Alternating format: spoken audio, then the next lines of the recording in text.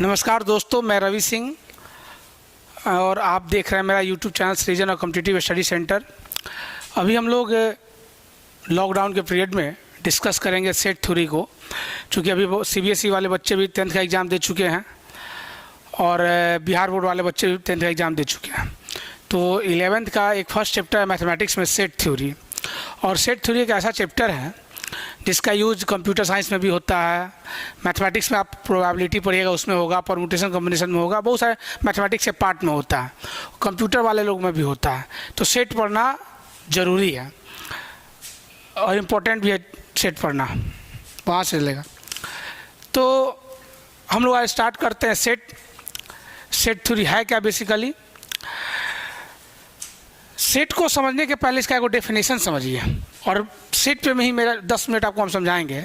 Set का definition है the collection of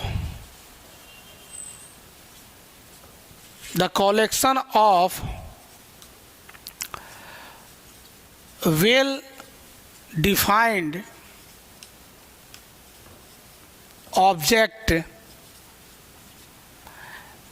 is called set.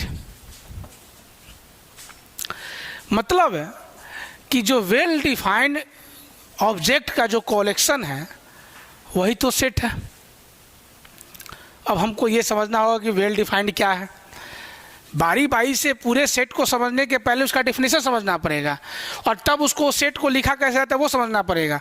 लेकिन इसका डेफिनेशन मैंने आपको बता दिया कि वेल डिफाइंड ऑब्जेक्ट, जो वेल डिफाइंड ऑब्जेक्ट है वही सेट है। तो collection of well defined object है, well defined number is called set. इसको सेट को एक कर्ली ब्रैकेट में लिखा जाता है, इसका नोटेशन ये होता है, और इसको कैपिटल अक्षर से डिनोट किया जाता है हमेशा। ऐसा नहीं है कि कहीं रूल है, हम इसको स्मॉल ए से कर सकते हैं, लेकिन स्टैंडर्ड तरीका ये हुआ कैपिटल अक्षर से। ठीक है, कैपिटल ए बी सी कुछ भी, ये तो इसको डिनोट मतलब रिप्रेजेंट करने का तरीका है। लेकिन हमको ये समझना होगा कि वेल डिफाइंड क्या है, इसको कर्ली ब्रैकेट में शो करते हैं, क्यों करते हैं ऐसा, तो समझते हैं हम लोग वेल डिफाइंड है क्या। वेल डिफाइंड को समझने के लिए आपको मैं एक एग्जांपल देता हूँ। हमको एक चुनना है कि किसी व्यक्ति ए को कलेक्ट करना है कि the collection of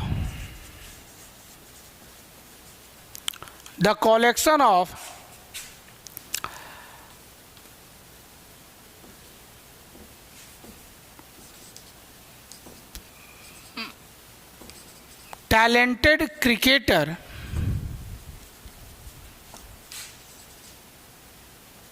in India, 5 talented cricketer in India। हमको इसका एक कलेक्शन बनाना है। मान लीजिए कि इन माई व्यू, मेरे हिसाब से पहला विराट है, उसके बाद राहुल द्रविड़ है, उसके बाद सचिन तेंदुलकर है, उसके बाद रहाणे है, और उसके बाद युवराज है। इन माई व्यू आपको क्या लगता है? जरूरी है कि आपकी नज़र में भी यही 5 क्रिकेटर टैलेंटेड है? आप ये कह सकते हैं, ये तो मेरे हिसाब से, रवि के हिसाब से। मान लीजिए कोई मोहन है और मोहन कहता है कि नहीं, इसमें विराट उसको पसंद नहीं है, उसको पसंद है रोहित शर्मा, और बाकी को वो लिख दे रहा है। मतलब है कि जो 5 टैलेंटेड क्रिकेटर हैं ये डिफाइंड है। ये टैलेंटेड वर्ड जो है ना, ये डिफाइंड नहीं हो रहा। डिफाइंड मतलब क्या? Should not vary. इसको हम ऐसे समझ सकते हैं, ये वैरी ना करे, मतलब हम कुछ और सोचें, आप कुछ और सोच सकते हैं। अलग अलग आदमी अलग अलग उसके बारे में व्यू ले, समझिए वेल डिफाइंड नहीं है। वेल डिफाइंड क्या है? अगर आपको ये लिखना होता कि the collection of cricketer in India, तो ये डिफाइंड है। लेकिन टैलेंटेड क्रिकेटर, टैलेंट किसके पास है और किसके पास नहीं है, ये कौन तय करेगा? ऐसा तो नहीं ना है कि अगर आप देखें रन रेट में तो नंबर 1 रैंक पे कोई और है, 100 में देखिए कौन सबसे ज़्यादा शतक मारा है, उसमें नंबर 1 पे कोई और है। अगर हम देखें कि स्ट्राइक रेट किसका सबसे अधिक है तो उस पर कोई और है। तो ये तय नहीं कर सकते कि कौन टैलेंटेड है और कौन टैलेंटेड नहीं है। ये वैरी नहीं कर रहा है, हम कुछ और सोच रहे हैं, आप कुछ और सोच रहे हैं, तो ये वेल डिफाइंड नहीं है, मतलब ये सेट नहीं है। मेरी बात समझ में आ रही है? तो सेट को समझना बड़ा, एक और मैं आपको एग्जांपल दे के समझाने की कोशिश कर रहा हूँ कि बेसिकली सेट है क्या। वेल डिफाइंड ऑब्जेक्ट, एग्जाम्पल के तौर पे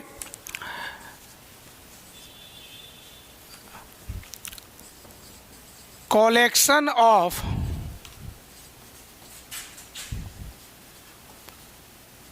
नेचुरल नंबर,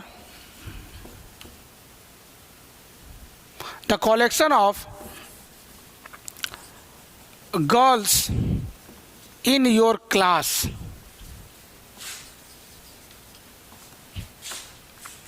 अब ये कोई पूछे सेट है कि नहीं, तो मेरे क्लास में जो लड़कियां पढ़ती हैं, ऐसा थोड़े कि वो कुछ और होंगी और मेरे ही क्लास में कोई दूसरा लड़का से पूछा गया है तो वो कहेगी कुछ और लड़कियां हैं, ऐसा तो हो नहीं सकता।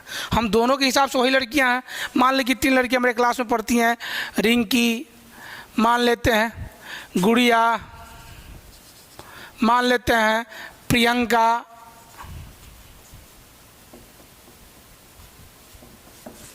मान लेते हैं। अब ये 3 लड़की है, कोई दूसरा से पूछा जाए कि आपके क्लास में 3 लड़कियों का कलेक्शन बताइए, तो वो भी तो यही बताएगा ना। मतलब दोनों आदमी का बात क्या कर रहा है, वैरी कर रहा है, मिल रहा है, मतलब ये सेट है। अगर अलग अलग व्यू हो उस मामले में तो वो सेट नहीं होता है। मेरी बात आपको अच्छे से समझ में आ रही होगी। जैसे टैलेंटेड, अगर पूछा जाता कि collection of brilliant girls in your class, तो कौन ब्रिलियंट है, किसको कहेंगे हम? अगर मेरे हिसाब से रिंकी ब्रिलियंट है तो हो सकता है कि उसके हिसाब से गुड़िया ब्रिलियंट हो, चाहे थर्ड पर्सन के हिसाब से प्रियंका ब्रिलियंट हो, तो उसमें वैरी नहीं कर रहा। हम, मेरा व्यू दूसरे के व्यू से डिफरेंट हो जा रहा है, इसलिए वो वेल डिफाइंड ऑब्जेक्ट नहीं रहा। मेरी बात समझ में आ रही है? इसी को हम लोग सेट कहते हैं। एनसीईआरटी में एक्सरसाइज 1.1 में इसके बहुत सारे क्वेश्चंस दिए गए हैं, उस पर हम लोग चलेंगे, लेकिन अभी केवल आपको डिफिनेशन पे आ रहा था। डिफिनेशन आपको समझ में आ गया होगा कि the collection of well defined object, चाहे वेल डिफाइंड नंबर, ऑब्जेक्ट की जगह पर आप नंबर भी लिख सकते हैं, इट्स कॉल्ड सेट। मेरे हिसाब से आपको समझ में आ गया होगा। अब ये समझते हैं कि सेट का फॉर्म क्या होता है, सेट को लिखते कैसे हैं, ये सब हमको समझना पड़ेगा। फॉर्म ऑफ सेट समझने के लिए काटो उसको। अब एनसीईआरटी का एक्सरसाइज 1.1 को हम लोग ज़्यादा देखें और 1-2 क्वेश्चन हम लोग बनाने का प्रयास करें, ताकि आपको अच्छे समझ में आए कि कौन सेट है कौन सेट नहीं है। सबसे पहले उसका इंट्रोडक्शन, पहचान जरूरी है। जैसे पहला है कि आपको ट्रू ऑफ बताना है कौन सेट है कौन नहीं है। The collection of all the months of a year beginning with the letter J, मतलब जे से स्टार्ट होने वाले जितने मंथ हैं एक ईयर में, वो उसका कलेक्शन किया जा सकता है कि नहीं, वो वैरी करेगा कि नहीं, सेट है कि नहीं है। उसके लिए बस एक लाइन सोचिए कि वैरी करेगा कि नहीं करेगा। आप अपने मन से जो लिख रहे हैं, उसके अलावा किसी दूसरे के माइंड से वही चीज़ वो बोलेगा कि नहीं। अगर सेम है तो सेट है, सेम नहीं है तो सेट नहीं है। जैसे जे से स्टार्ट होने वाले तो है, जे से स्टार्ट होने वाले कौन है, जनवरी है, जून है, जुलाई है। अब कोई दूसरे से पूछेगा तो कोई दूसरा कह देगा, वो भी तो यही कहेगा, जनवरी, जून, जुलाई, मतलब ये सेट है, इट इज सेट। सेकंड में आ जाइए। सेकंड है कि the collection of 10 most talented writers of India. 10 most talented, अभी हम लोग इस पर डिस्कस कर रहे थे। आप फिर सोचिए, मोस्ट टैलेंटेड है और 10 मोस्ट टैलेंटेड की बात कर रहा है, तो 10 मोस्ट टैलेंटेड आप लिख सकते हैं, अपने मन से बता सकते हैं कौन टैलेंटेड है। मुंशी प्रेमचंद, चेतन भगत, मेरे मन से हो सकता है। कोई दूसरा कहे कि नहीं, उसके लिए तो रविंद्रनाथ टैगोर है 1 नंबर पर, और तब उसके बाद चेतन भगत है, मुंशी प्रेमचंद नहीं है। तब तीसरे से पूछिएगा तो कुछ और कहेगा, मतलब वो वैरी नहीं कर रहा है, इसका मतलब ये सेट नहीं है। मेरी बात समझ में आ रही है? मोस्ट टैलेंटेड, ब्रिलियंट, ब्यूटीफुल, और उसमें आपको लिमिट लगा दे और आपको ये बताने के लिए कहे कि ये कौन है, तो आप वेरीफाई आप नहीं बता सकते हैं। आपके अनुसार वो होगा, लेकिन किसी दूसरे अनुसार कोई दूसरा हो सकता है। अगर कोई पूछ दे कि most beautiful heroines in India, 2 बताना है, तो मान लीजिए कि हम बता दें दीपिका पादुकोण और प्रियंका चोपड़ा, जरूरी है कि हम जो बताएं वही आप भी सोच रहे हैं? आपके अनुसार दूसरा कुछ हो सकता है, कंगना रनावत हो सकती है। तो मेरे कहने का मतलब जब वैरी करेगा तो वो सेट होगा, वैरी नहीं करेगा तो सेट नहीं होगा। और लास्ट में देखिए third number, the collection of all boys in your class, आपके क्लास में जितने लड़के हैं उनका कलेक्शन, इसमें क्या प्रॉब्लम है? तो वैरी करेगा, हम जो कहेंगे वही वो कहेगा, सबके अनुसार तो वही है, यानी ये सेट है। तो मेरे हिसाब से आपको समझ में आ रही होगी, आप इसको बना के देखिएगा तो ज़्यादा बेहतर समझ में आ जाएगा कि कौन सेट है और कौन सेट नहीं है। हम लोग जाने सेट का नोटेशन, मतलब सेट को डिनोट कैसे करते हैं। एक बड़ा कैपिटल लेटर में और एक कर्ली ब्रैकेट होता है जो जिसका फेस दोनों का एक तरफ होता है, और इसमें जो कुछ लिखा रहता है उसको एलिमेंट करते हैं, जस्ट लाइक 1 2 3 4। तो ये सेट ए है, ये ब्रैकेट है, दैट इज मिडिल ब्रैकेट कहिए चाहे कर्ली ब्रैकेट कहिए, और ये सब एलिमेंट है, ठीक है। हम इसको इस तरह से रिप्रेजेंट करते हैं। अब सेट में इसको एलिमेंट करते हैं, इसको ब्रैकेट करते हैं, इतना तो आपको पता है। 2-3 चीज़ जानना जरूरी है आपको एक्सरसाइज 1.1 के लिए। जैसे अगर यहाँ लिखा है 1 और fill in the blanks A, मतलब 1 इसमें है कि नहीं, 1 एलिमेंट का काम कर रहा है। अगर है तो ये बिलोंग्स टू का साइन बुक लिख देते हैं, इसको हम लोग पढ़ते हैं बिलोंग्स टू, मतलब 1 ए में है। अगर 1 नहीं रहता, जैसे 7 और फिर इन द ब्लैंक्स ए, तो 7 ए में है तो नहीं है, 7 ए में नहीं है तो डज नॉट बिलोंग्स टू ए, मतलब 7 ए में नहीं है। मेरी बात समझ में आ रही है? एक्सरसाइज 1.1 का सेकेंड नंबर क्वेश्चन बस बिलोंग्स टू और कौन डज नॉट बिलोंग्स टू है। जो है बिलोंग्स टू है, जो नहीं है डज नॉट बिलोंग्स टू है। इससे रिलेटेड टाइप ऑफ सेट में हम लोग पढ़ेंगे एक सबसेट, लेकिन तत्काल आपको ये सीखना होगा। अब इसके बाद नेक्स्ट पॉइंट है, नेक्स्ट पॉइंट हम लोग पढ़ेंगे फॉर्म ऑफ सेट। रिप्रेजेंट कैसे करते हैं सेट को, कितने तरीके से रिप्रेजेंट कर सकते हैं? 2 तरीके से रिप्रेजेंट कर सकते हैं। एक होता है सेट बिल्डर फॉर्म और सेकंड होता है रोस्टर फॉर्म। Roster form. अब सेट बिल्डर फॉर्म क्या है, रोस्टर फॉर्म क्या है, कैसे समझे? मतलब कोई भी सेट इसी 2 फॉर्म में लिखा रहता है। एग्जाम में आता कैसे है, सेट बिल्डर फॉर्म में दे देगा, आप उसको रोस्टर फॉर्म में लिखना है, रोस्टर फॉर्म में दे देगा और उसको सेट बिल्डर फॉर्म में लिखना है। तो समझे पहले सेट बिल्डर होता क्या है और रोस्टर होता क्या है। सेट बिल्डर जैसे एग्जाम्पल के तौर पर मैं आपको एक समझा रहा हूँ, कोई सेट ए है और लिखा हुआ है कि x such that x is a natural number,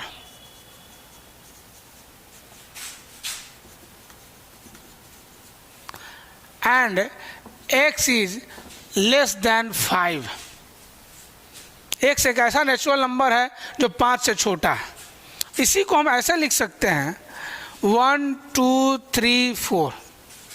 मेरी बात समझ में आ रही है? That is set builder, that is roster. जो लैंग्वेज में लिखा है वो सेट बिल्डर, और जो डाटा में एलिमेंट के फॉर्म में लिखा है वो होता है रोस्टर। एग्जाम्पल के तौर पे फिर मैं आपको समझाता हूँ दूसरा एग्जाम्पल। कोई सेट बी है, द कलेक्शन ऑफ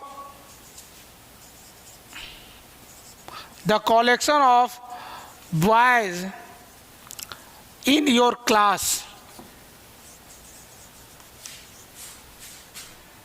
अब इसी को हम ऐसे लिख दें कि मेरे क्लास में कौन कौन से बॉयज हैं, रवि है, मोहन है, श्याम है, अमित है।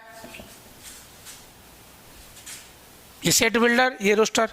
मतलब लैंग्वेज में दे तो सेट बिल्डर और उसको एलिमेंट के फॉर्म में दे तो रोस्टर।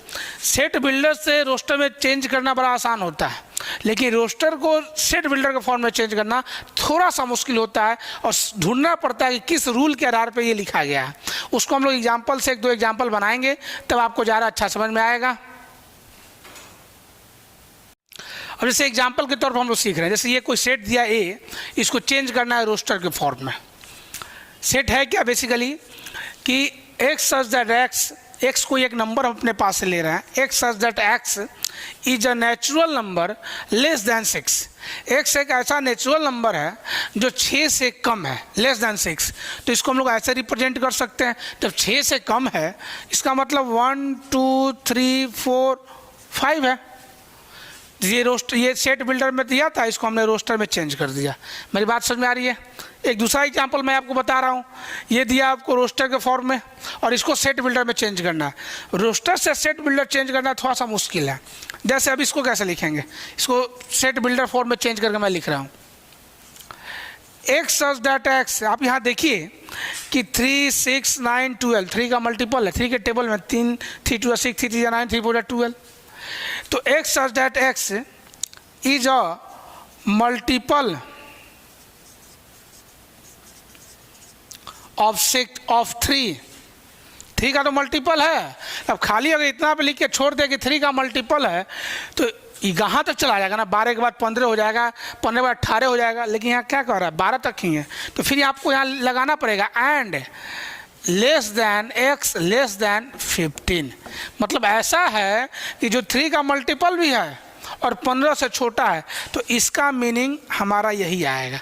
हमको कुछ ऐसा डेकोरेट करना है कि जो इसका मतलब यही हो। अब जोइनिंग ऐसे लिख सकते हैं, हम इसको ऐसे भी लिख सकते हैं।